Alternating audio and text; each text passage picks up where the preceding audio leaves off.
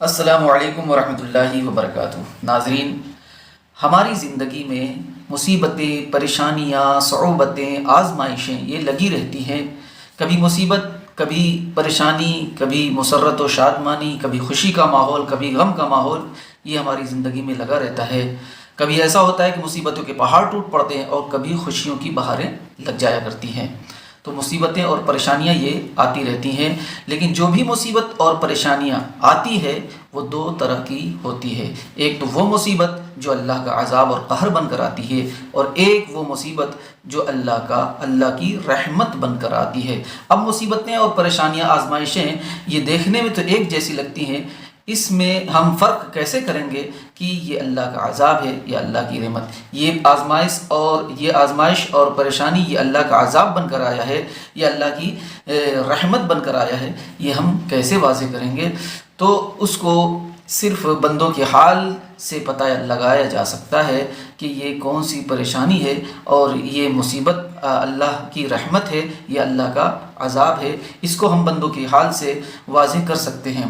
اگر مصیبت آنے کے بعد بندوں کا حال یہ ہو جاتا ہے کہ وہ اللہ سے قربت اور بڑھا دیتا ہے، یعنی پہلے عبادتیں جو کیا کرتا تھا اس عبادت میں اضافہ ہونے لگتا ہے اور اللہ سے رجوع کرتا ہے، دعا و استغفار کرتا ہے اور اللہ کی بارگاہ میں یہ عرض کرنے لگتا ہے بندہ کہ اللہ جو تو نے ہمیں مصیبتیں عطا کی ہیں، جو آزمائش میں ہمیں مبتلا فرمایا ہے، اے اللہ ہمیں اس سے نجات عطا فرما، ہم اس آزمائش کے لائق نہیں، ہم تیرے ضعیف اور ناتواں بندے ہیں۔ اگر بندوں کا حال یہ ہو جاتا ہے تو یہ یقیناً اللہ کی رحمت ہے اور اللہ کی اس سے قربت بڑھ جاتی ہے۔ اللہ تبارک و تعالی اپنی اس رحمت سے بندوں کو اور اپنے قریب کر لیتا ہے۔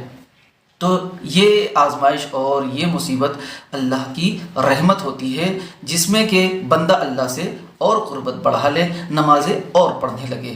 لیکن وہ مصیبت اور وہ پریشانی جس کے بعد بندوں کا حال یہ ہو جائے کہ وہ لوگوں سے شکوہ اور شکایتیں کرنے لگیں، رجوع اللہ کے بجائے وہ ظاہری اسباب پر منحصر ہو جائیں اور لوگوں سے اس کے غلے شکوے کرنے لگیں، لوگوں سے یہ کہنے لگیں کہ ہماری تقدیر میں ایسا ہی تھا، ہمارے ہی لیے ایسا ہونا تھا، اللہ تبارک و تعالیٰ نے ہمارے ہی لیے مصیبتیں رکھی تھی، ہمارے لیے ہی آزمائش رکھی تھی۔ اس طرح کی اگر باتیں کرنے لگیں، توبہ استغفار نہ کریں اور یہ نہ کہیں کہ اللہ یہ مصیبت جو آئی ہے یہ ہمارے اعمال کا نتیجہ ہے، اس طرح کی باتیں نہ ہوں، تو پھر وہ عذاب ہے۔